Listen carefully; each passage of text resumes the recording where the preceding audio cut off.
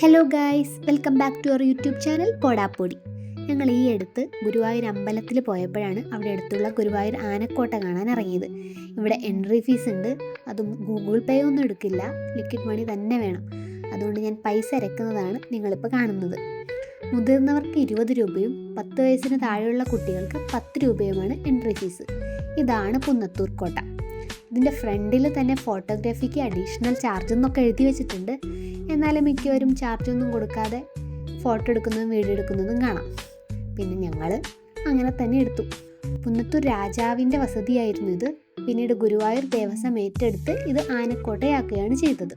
കയറുന്ന വഴിക്ക് തന്നെ വലിയൊരു കുളമൊക്കെ ഉണ്ട്. ഞങ്ങൾ കുളത്തിലൊക്കെ ഇറങ്ങി കാലൊക്കെ കഴുകിയിട്ടാണ് ആനകളെ കാണാൻ ഇറങ്ങിയത്.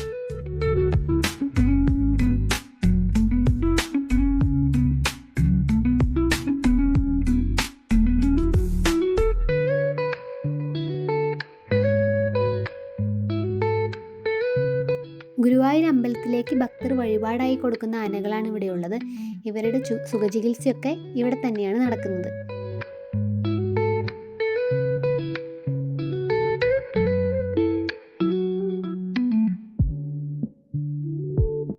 ഒരുപാട് ആനകളെ ഒറ്റയടിക്ക് കണ്ടപ്പോൾ ഞാനിതങ്ങാണ്ട് പ്രാന്ത് പിടിച്ച് ഓടി നടന്ന് കാണുമായിരുന്നു എല്ലാത്തിനും. ഈ ആന വിചാരിച്ച് കാണും എനിക്കെന്താ പ്രാന്താണോ എന്ന്.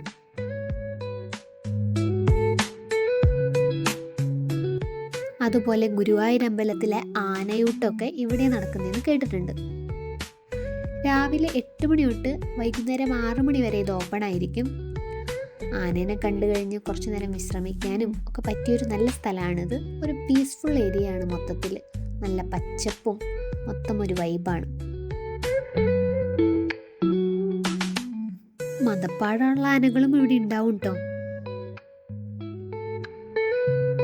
അങ്ങനെയുള്ള ആനകളുടെ അടുത്തേക്ക് പോകരുതെന്ന് അവിടെ പ്രത്യേകം എഴുതി വെച്ച് കാണും.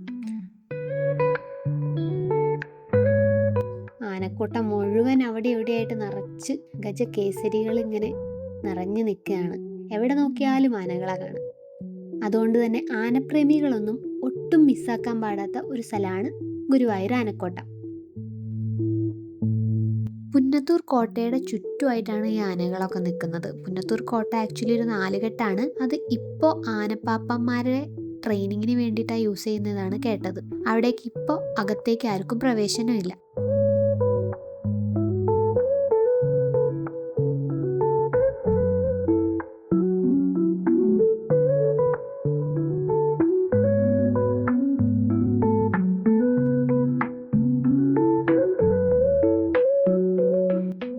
പെട്ടെന്നാണ് ഞങ്ങൾ ഇവനെ കണ്ടത്. ഇവൻ നല്ല സ്റ്റൈലായിട്ട് പട്ട തിന്നുവാണ്. പക്ഷെ അവൻ എന്തിനാണെന്നറിയില്ല, തലയിലും ഒരു കെട്ട് പട്ട എടുത്ത് വെച്ചിട്ടുണ്ട്. ആവശ്യം വരുമെടുത്ത് തിന്നാനായിരിക്കും. പുള്ളിനി തലയിൽ വെച്ച കാര്യം മറന്നുപോയി കാണോ? അതെടുക്കുന്നേയില്ല. താഴെ നിന്ന് എന്നെ പറക്കി തിന്നുകൊണ്ടിരിക്കുക. പാവം, ചിലപ്പോൾ വെയിൽ കൊള്ളാണ്ടിരിക്കാൻ വെച്ചതാവും. അവിടെ നിന്നും ഞങ്ങൾ മുന്നോട്ട് നടന്നു. ആനപ്പിണ്ടത്തിൽ അറിയാതെ ചവിട്ടിയ മുടി വളരുമെന്ന് ആരോ പറഞ്ഞു കേട്ടിട്ടുണ്ട്. അതുകൊണ്ട് ഞാനും അമ്മലും പരമാവധി അറിയാണ്ട് ചവിട്ടാൻ നോക്കി ആനപ്പിണ്ടത്തിൽ. ഇനി എങ്ങാനും മുടി വളർന്നാലോ. കൊമ്പനാന മാത്രമല്ല, കുറെ പിടിയാനകളും ഇവിടെയുണ്ട്. എനിക്കറിയാവുന്ന ഭാഷയിൽ ഞാൻ കുറേ കൈയും കലാശവും കാണിച്ചു. പക്ഷെ അതിനൊരു മൈൻഡും ഉണ്ടായിരുന്നില്ല. തീറ്റയോട് തീറ്റ. നല്ല വിശപ്പുണ്ടാവുമായിരിക്കും, അല്ലെങ്കിൽ ഇവൾക്ക് വട്ടാണെന്ന് തോന്നിക്കാണും അതിൽ.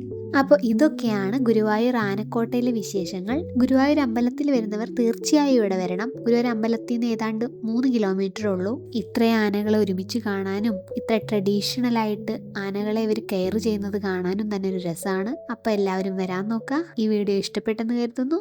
ലൈക്ക് ചെയ്യുക, ഷെയർ ചെയ്യുക, സബ്സ്ക്രൈബ് ചെയ്യുക. അപ്പോൾ വീണ്ടും വേറൊരു വീഡിയോയുമായി കാണാം. ബൈ.